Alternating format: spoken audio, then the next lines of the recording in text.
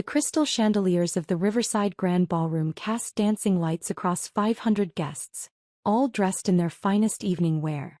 My sister Victoria's wedding reception was exactly what she'd always dreamed of, elegant, expensive, and designed to showcase the perfect life she'd built. White roses cascaded from every table centerpiece. A 12-piece orchestra played softly in the corner, and servers in crisp uniforms circulated with champagne that cost more per bottle than most people's monthly rent. I stood near the back of the room in my simple navy dress, the one I'd worn to countless family events because it was versatile and didn't draw attention. That was my strategy with family gatherings lately: blend in, stay quiet, leave early.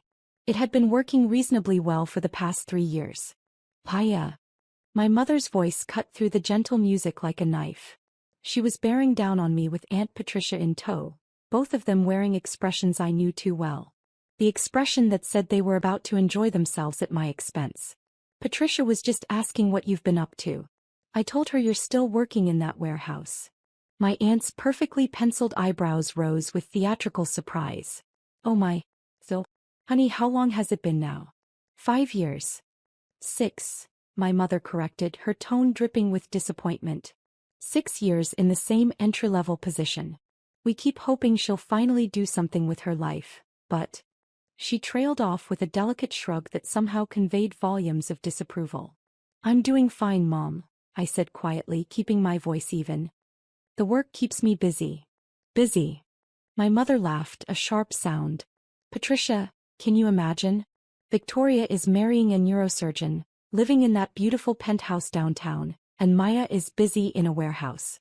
At 32 years old.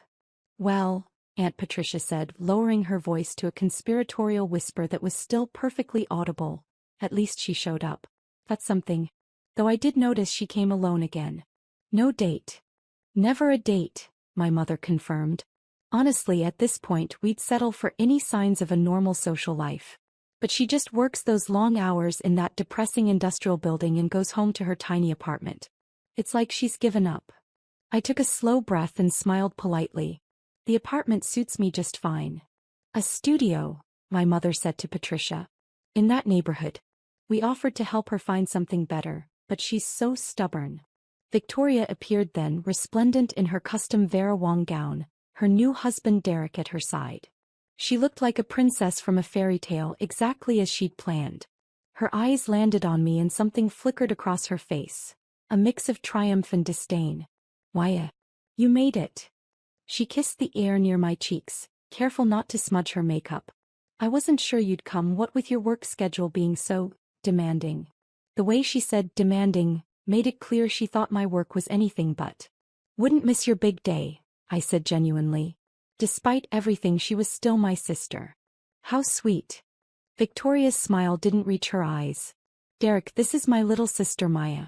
The one I told you about. She works in logistics. Warehouse work, my mother clarified helpfully. Loading and unloading, that sort of thing. Derek, to his credit, looked slightly uncomfortable with the direction of the conversation. Nice to meet you, Maya. Congratulations on the wedding. Thank you. He glanced at Victoria. We should probably make our rounds. Oh, just 1 minute, darling. Victoria touched his arm. Maya, I've been meaning to ask. Are you still living in that studio? The one in the warehouse district. I am. God, I don't know how you stand it. Derek and I just finished renovating our place. You should see the master bathroom alone. It's bigger than your entire apartment. She laughed, a tinkling sound. But I suppose you're comfortable there. You've always been comfortable with less. Uncle Robert joined our growing circle, martini in hand. Why, haven't seen you in ages. How's the warehouse treating you? Very well, thank you. Still doing the night shifts? He didn't wait for an answer. You know, if you ever wanted help getting a real career started, I have some connections. Entry-level office work, that sort of thing. Might be a step up from manual labor. That's very kind, I said, but I'm happy with my current work. Victoria laughed again, louder this time. Several nearby guests glanced over. Happy. Maya's happy in her warehouse. Isn't that precious, Derek? Some people just have simple dreams. My cousin James appeared with his wife Kelly. What are we talking about? Maya's career, Victoria said, making air quotes around the word career. We're all very impressed with her dedication to warehouse work. Oh, right. James nodded knowingly. Mom mentioned you were still there. No judgment, Maya. Honest work and all that. Exactly, my mother chimed in. We're not saying there's anything wrong with warehouse work. Someone has to do it. We just wish Maya would show a little more ambition. Try to make something of herself like Victoria has. Kelly tilted her head sympathetically. Have you thought about going back to school? It's never too late. I mean, you'd be older than most of the other students, but...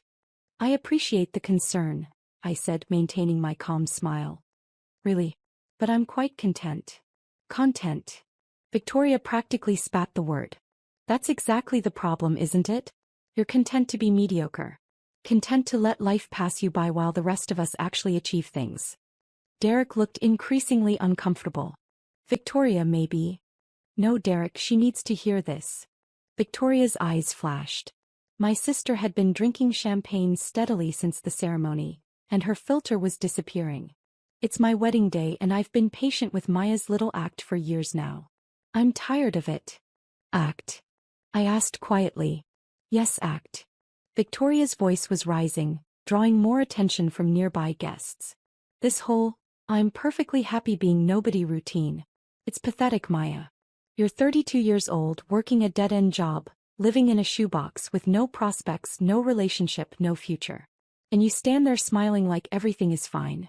It's not fine. It's sad. The music had faded into the background. At least 50 people were now openly watching our exchange. Victoria, my mother said, but there was no real reproach in her tone. She'd been saying similar things to me in private for years. No, Mom. Someone needs to tell her the truth. Victoria turned back to me, her face flushed. Stop pretending to be successful, Maya. Stop pretending your life is going anywhere. You're an embarrassment to this family, and frankly, I only invited you today because Mom insisted. I didn't want people asking why my sister wasn't here, because explaining that she's a warehouse worker with no life would be even more humiliating. The circle around us had grown. More guests were turning, conversations dying as they sensed drama. You could have been something, Victoria continued. You were always decent at school. But you gave up. You settled. And now look at you, wearing the same dress you wore to Uncle Robert's retirement party 2 years ago, arriving alone, contributing nothing to this family except disappointment. Victoria, that's enough, Derek said firmly, finally finding his voice. It's not enough. My sister was on a roll now, years of superiority and contempt pouring out. I've worked hard for everything I have. I went to medical school. I built a career. I married well. I made something of myself. And Maya? Maya moves boxes in a warehouse. She's a nobody. A complete and utter nobody playing dress-up at my wedding. The ballroom had fallen silent except for Victoria's voice. Even the orchestra had stopped playing. Aunt Patricia touched my arm in what might have been meant as comfort. Honey, maybe you should. Should what? Victoria interrupted. Should leave? Yes, maybe she should. This is a celebration of success, of achievement, of people who've actually made something of their lives. What exactly is Maya celebrating? 6 years of the same job? Living in poverty? Being the family failure? My mother finally stepped in, but her words were measured. Victoria, you're upset. Let's not ruin your special day. I'm not upset, I'm being honest. Someone needs to be honest with her. Victoria pointed at me, her diamond bracelet catching the light. This whole quiet, humble act. It's not fooling anyone, Maya. We all know you're going nowhere. We all know you've achieved nothing. We all know you're still in that warehouse job because you're not capable of anything better. Still in that warehouse job? My mother echoed, turning to me with that familiar look of disappointment. Please tell me you've at least gotten a promotion or something after all this time. I opened my mouth to respond, but Victoria wasn't finished. She probably hasn't even gotten a raise. My sister laughed bitterly. God, Maya, how do you live with yourself? How do you show up to events like this, surrounded by successful people, and not die of shame? James jumped in, perhaps trying to lighten the mood. Come on, Victoria, it's your wedding day. Let's not what? Acknowledge reality. Victoria's voice carried across the entire ballroom now. Every single one of the 500 guests was watching. I'm tired of tiptoeing around Maya's feelings. I'm tired of pretending her life choices are acceptable. They're not. She's wasted her potential, wasted her youth, and for what? To move boxes? To live in squalor. Kelly whispered something to James, but Victoria heard it. What was that, Kelly? I just said, maybe Maya has her reasons for her choices. Reasons? Victoria's laugh was harsh. The only reason is lack of ambition. Lack of drive. Lack of everything that makes a person successful. Look at her, she can't even defend herself. She just stands there with that infuriating calm smile, pretending everything is fine when her entire life is a disaster. Uncle Robert cleared his throat. Now, Victoria, your sister did come all this way. All this way? She lives 20 minutes away. In that pathetic studio apartment that probably costs less than my car payment. Victoria's face was red now, her carefully applied makeup beginning to run slightly from the heat of her anger. And you know what the worst part is? She acts like she's above us. Like her simple little life is somehow noble. Like working in a warehouse makes her better than those of us who actually succeeded. I've never said that. I spoke quietly, the first full sentence I'd managed in several minutes. You don't have to say it. Victoria snapped. It's in every polite smile, every deflection, every time you refuse our help or advice. You think you're too good for our suggestions, but look where your pride has gotten you. Nowhere. Absolutely nowhere. My father appeared then, working his way through the crowd. He'd been schmoozing with Derek's family across the room. What's going on here? Just having an honest conversation with Maya, Victoria said, her voice dripping with false sweetness. About her career. Or lack thereof. Dad sighed. Victoria, it's your wedding. I know it's my wedding, Dad. That's exactly why I don't want to pretend anymore. This is my day, and I don't want it tainted by having to explain to Derek's family why my sister is a warehouse worker who can't even afford a decent dress. Do you know how many people have asked me about her? Do you know how embarrassing it is to say, oh, that's my sister, she moves boxes for a living? Derek grabbed Victoria's arm. That's enough. You're being cruel. I'm being honest. Victoria wrenched her arm away. And if everyone else is too polite to say it, then I will. Maya is a failure. She's failed at life, failed at career, failed at everything that matters. And I'm sick of pretending otherwise. The ballroom was utterly silent. 500 people watching one woman publicly destroy her sister on what was supposed to be the happiest day of her life. I stood there maintaining my composure, that calm smile still on my face. Inside, I felt the familiar ache of family rejection, but I'd learned long ago not to show it. Not to react. Not to engage. Nothing to say? Victoria taunted. No defense. No explanation for why you've wasted your entire adult life. I'm happy for you, Victoria, I said softly. Your wedding is beautiful. I hope you and Derek have a wonderful life together. Happy for me? Victoria's voice rose to nearly a shriek. You're happy for me? You should be devastated. You should be looking at what I've accomplished and realizing what a failure you are in comparison. But no, you just stand there with that smile, pretending you're satisfied with your pathetic little life. My mother tried again. Victoria, honey, maybe we should. Should what? Should keep enabling Maya's delusions? Should keep pretending her life isn't a complete disaster? No, Mom. No more. She needs to wake up and realize she's going nowhere, she's achieved nothing, and she's embarrassing all of us. It was at that exact moment, with Victoria's face red, her voice echoing off the ballroom walls, 500 guests watching in frozen silence, that I noticed something. People's phones were lighting up. First just a few, then more, then dozens of glowing screens across the ballroom as notifications began to arrive simultaneously. Uncle Robert glanced at his phone, frowned, then looked at me with sudden confusion. James pulled out his phone, read something, and his face went white. Kelly gasped audibly, her hand flying to her mouth. All around the ballroom, guests were checking their phones, their faces transforming from curiosity to shock to absolute disbelief. What? Victoria demanded, noticing the sudden shift in attention. What's everyone looking at? Aunt Patricia's phone buzzed. She glanced at it, read for a moment, then her eyes went wide. She looked at me, then at the phone, then back at me. Oh my God, she whispered. What? Victoria's voice was sharp with irritation. What is it? James turned his phone around, his hand shaking slightly. On the screen was a magazine cover. Forbes magazine. The header read, 40 under 40. The next generation of business titans. And there, front and center in a professional photo I'd sat for 3 months ago was me. The cover text read, Maya Richardson, at 32 the youngest tech billionaire in history. How a quiet genius revolutionized global logistics. Victoria stared at the phone. What is this? It's Maya, James said quietly. It's your sister. More phones came out. People were frantically searching, reading, their faces showing progressive stages of shock. That can't be right, my mother said weakly. That's not. Maya works in a warehouse. Uncle Robert was scrolling through his phone now, his face pale. She owns the warehouse, he said, his voice barely audible. She owns the company. She owns. Jesus Christ, according to this, she owns the entire supply chain. Multiple companies. Across 6 continents.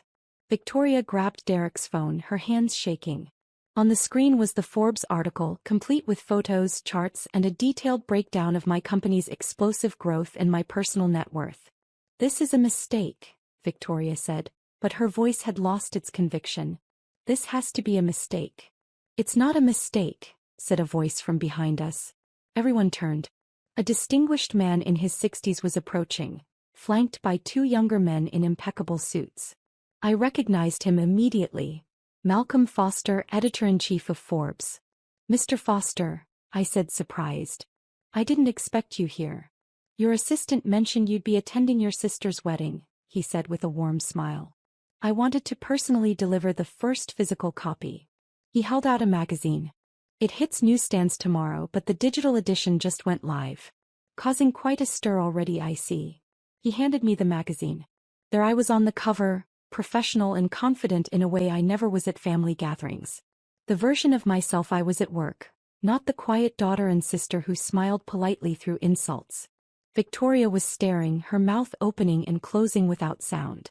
Maya Richardson, Malcolm continued, addressing the room as much as me, founder and CEO of Global Flow Technologies. 6 years ago you started writing logistics algorithms in that warehouse you worked at. The warehouse you now own along with 17 others worldwide. Your software revolutionized supply chain management globally. Current company valuation is $8.7 billion. Personal net worth estimated at $4.2 billion, making you the youngest self-made billionaire in the technology sector. The silence in the ballroom was deafening. The warehouse job, my mother whispered. You were working, I said simply. I was working. I started as a night shift logistics coordinator. I noticed inefficiencies in our systems, so I started writing code to fix them. The algorithms worked. Really worked. I pitched them to the company owner. He gave me a chance to implement them.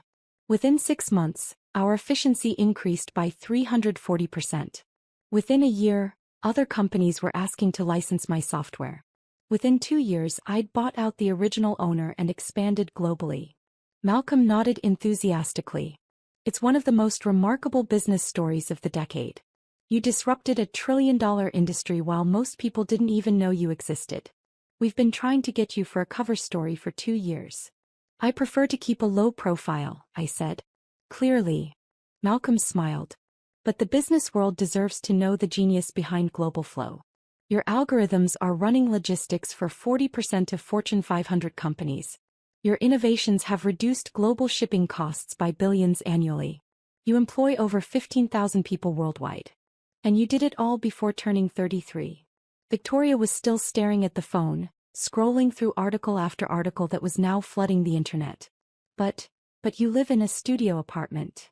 I live in a penthouse, I corrected gently. In the building I own. In the warehouse district. I converted the top floor years ago. It's 4,000 square feet with a view of the river. I call it a studio because it's one open space. I like the openness. The warehouse district building, Uncle Robert said slowly. The one they wrote up in Architectural Digest last year? The industrial to luxury conversion. That's my building, I confirmed. James was scrolling frantically through his phone. There's a whole profile here in Tech Quarterly. It says you're notoriously private. You don't do interviews, don't attend industry events, keep your personal life completely separate from your public business persona. I like my privacy, I said simply. My mother's face had gone through several color changes. All this time, all these years we thought. You thought I was a failure, I finished for her. I know. You've mentioned it. Frequently. Aunt Patricia was reading from her phone now. It says here that you've donated over $200 million to education initiatives. You've funded scholarships for over 10,000 students from low-income backgrounds. You've built schools in 12 countries. Education matters, I said. Kelly had found another article. Business Insider says you're one of the most influential tech leaders under 40. They're calling you the quiet revolutionary, because you changed an entire industry without seeking any publicity. Victoria's face had gone from red to white. Why didn't you tell us? I looked at my sister, really looked at her. Would you have believed me? Every time we talked, you were so convinced I was nobody, going nowhere, achieving nothing. When would have been the right time to bring it up? At Thanksgiving when you were explaining to everyone how I'd wasted my potential? At Dad's birthday when you told me I should be more ambitious? Today when you called me an embarrassment. Derek had stepped away from Victoria slightly, his face showing his mortification. Several of his family members were in the crowd, all of them now staring at Victoria with various expressions of shock and second-hand embarrassment. Malcolm was still standing there, clearly enjoying the drama despite himself. I should mention, he said, that we're not the only ones covering this story. The digital edition is already trending #1 globally. Every major business publication is rushing to put together their own profiles. Maya, your anonymity just ended quite spectacularly. One of the young men with Malcolm stepped forward. Ms. Richardson, I'm Jason Chin from TechCrunch. We met briefly at the Supply Chain Innovation Conference last year. Would you be willing to comment on? Not today, I said politely but firmly. This is my sister's wedding. I'm here as a guest, not as a sue. Victoria laughed, a strange, broken sound. My wedding. Right. My big perfect wedding that I've been planning for 2 years. My moment to shine and show everyone how successful I am. And you're a billionaire. A Forbes cover billionaire. Your wedding is still beautiful, I said, and I meant it. You married someone you love. That matters more than anything in my bank account. Don't, Victoria said sharply. Don't be gracious about this. Don't stand there and pretend this doesn't change everything. It doesn't change anything, I said. I'm the same person I was 10 minutes ago. The same person I've been for the past 6 years. The only thing that's changed is what you know about me. My mother had sat down abruptly in the nearest chair. All those times we tried to help you find a real job. I had a real job. I was building a company. We offered you money, my father said, his voice stunned. We offered to help with your rent. I didn't need help. But thank you for offering. James was still scrolling, reading article after article. It says here that you personally own 87% of Global Flow. That you've never taken outside investment because you wanted to maintain complete control of the company direction. That's correct. The company that's valued at $8.7 billion. The valuation fluctuates, I said. That's just an estimate. Uncle Robert was shaking his head in disbelief. We thought you were too proud to accept help. We thought you were stubborn and foolish. I was focused, I said simply. I had a vision for what I wanted to build and I built it. I didn't need to announce it to everyone. I just needed to do the work. Victoria's carefully planned reception was falling apart around her. Guests who should have been celebrating the newlyweds were instead clustered around phones, reading about me, whispering, pointing. The gossip would spread through their entire social circle by morning. Derek's mother approached, her face apologetic. Maya, I'm Patricia Thornton. Derek's mother. I just want to say, well, it's an honor to meet you. I've read about Global Flow's innovations. My son works in surgical technology, and your logistics systems have revolutionized medical supply chains. You've literally saved lives with your work. Thank you, I said. That means a lot. She glanced at Victoria with barely concealed disappointment. My son married into quite a remarkable family. Victoria's face crumpled. The reality was setting in. Her perfect wedding, her moment to shine, had been completely overshadowed. And worse, she'd spent the past hour publicly humiliating someone who was infinitely more successful than she'd ever be. More guests were approaching now, wanting to introduce themselves, to shake my hand, to tell me about how my innovations had impacted their industries. I was polite but brief with each of them, conscious that this was supposed to be Victoria's day. Malcolm pulled out a business card. Maya, I know you value your privacy, but this story is going to explode. If you need any help managing the media attention, please call me. I can recommend excellent PR firms who specialize in high-profile tech executives. I'll consider it. Thank you. He and his team departed, leaving chaos in their wake. My mother stood slowly, her face a mask of conflicting emotions. Maya, we didn't know. All those things we said. You said what you believed to be true, I said. Based on what you could see. I understand. But we should have known, she insisted. We should have asked more questions, paid more attention. Would it have mattered? I asked gently. If I'd told you 3 years ago that I was building a tech company, would you have believed me? Or would you have thought I was delusional? She opened her mouth, then closed it, unable to answer. Victoria was crying now, her perfect makeup running in black streaks down her face. Derek tried to comfort her, but she pushed him away. How could you do this to me? She demanded, her voice breaking. How could you come here to my wedding and what? I asked calmly. Let you insult me without correcting your assumptions? Victoria, I didn't do anything. Forbes decided to run that cover. The timing was coincidental. I had no idea they'd publish today. You could have told us, she sobbed. You could have told us before, prepared us. So you could what? Treat me differently? That's exactly why I didn't tell you. I wanted to know how you really felt about me. And now I do. The truth of that statement hung in the air between us. Aunt Patricia approached hesitantly. Maya, dear, I hope you can forgive the things we said. We were so wrong about you. You were wrong about my career, I corrected. But you were also right about some things. I do live alone. I don't date much. I don't have a traditional social life. Those things you criticized were accurate. I just didn't think they made me a failure. They don't, she said quickly. Of course they don't. You're brilliant, successful, incredible. I'm the same person I was an hour ago, I repeated. When you all thought I was a nobody. The ballroom was still in chaos. Victoria's perfect reception had devolved into what would undoubtedly become the most talked-about wedding disaster in their social circle's history. Not because of any typical wedding mishap, but because the bride had spent an hour publicly eviscerating her sister, who then turned out to be a billionaire. Derek's father approached, a tall man with kind eyes. Ms. Richardson, I'm Michael Thornton. I apologize for my family witnessing such a difficult moment. For what it's worth, my son is a good man. He'll be good to Victoria. I know, I said. I can tell. She's lucky. I think, he said carefully, that she's realized she's lucky in more ways than she understood before today. Victoria was sitting now, surrounded by bridesmaids who looked torn between comforting her and scrolling through their phones to read more about me. The orchestra had tentatively started playing again, but no one was paying attention. James approached me, his expression sheepish. Maya, I feel like an idiot. All those times I offered to help you find a real job. You were trying to be kind, I said. In your own way. I was being condescending, he corrected. We all were. And you just took it. For years you took it and never said a word. What would have been the point? I asked. You all had made up your minds about who I was. Nothing I said would have changed that. Only evidence would change it. So here we are.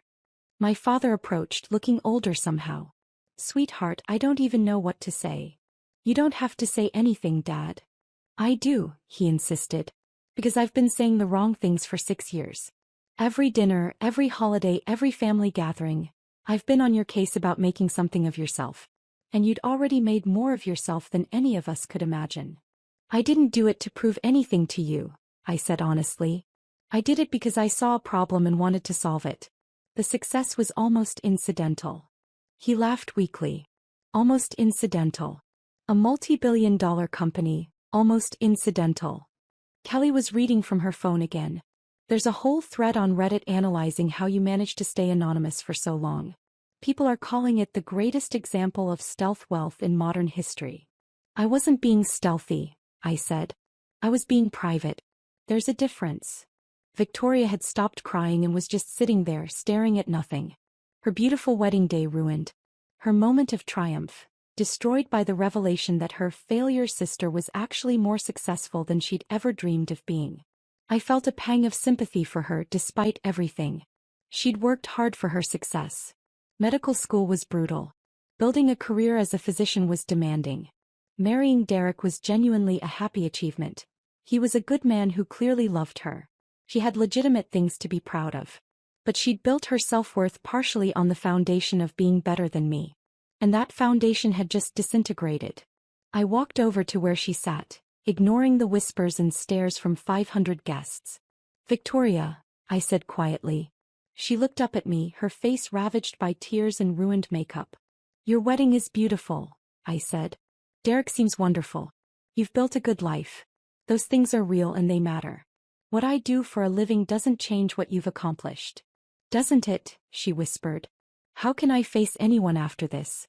After what I said, after how I treated you, and now everyone knows that I'm what? Successful?" "Victoria, we're both successful. In different ways. You're a billionaire," she said flatly. "You're on the cover of Forbes. You've revolutionized an entire industry. I'm a doctor who married well. There's no comparison. You save lives," I countered. "I move packages more efficiently. If we're measuring actual value to humanity, you win." She laughed bitterly. "Don't patronize me. I'm not." I crouched down to her eye level. "Victoria, you're a good doctor. You help people every day. That matters. It matters more than logistics, algorithms, and profit margins. I genuinely mean that." "Then why didn't you tell us?" She grabbed my hand desperately. "Why did you let us think you were nothing? Why did you let us treat you like a failure?" I finished. "Because I wanted to see who you all really were. Who you were when you thought I had nothing to offer you. And now I know." She flinched as if I'd slapped her. I stood up. "Enjoy the rest of your reception, Victoria. I'm going to leave now. I think my presence is causing too much disruption." "Maya, wait." My mother stood, reaching for me. "I'll call you later, Mom," I said. "We can talk when emotions aren't running so high." I walked toward the exit and the crowd parted for me like the Red Sea. 500 people watching the warehouse worker, the billionaire, leave her sister's wedding. As I reached the door, Derek caught up to me. "Maya, please. Don't leave like this. Victoria is devastated." "She didn't mean." "She meant every word," I said gently. "And that's okay. That's who she is. Who you all are. I'm not angry about it. I'm just done pretending we're closer than we actually are. She's your sister. I know. And she thinks I'm an embarrassment to the family. You heard her say it. Multiple times. To hundreds of witnesses." He had no response to that. "Derek, you seem like a good man. Take care of her. Help her understand that her worth isn't dependent on comparing herself to others. She'll be happier that way." I left before he could respond.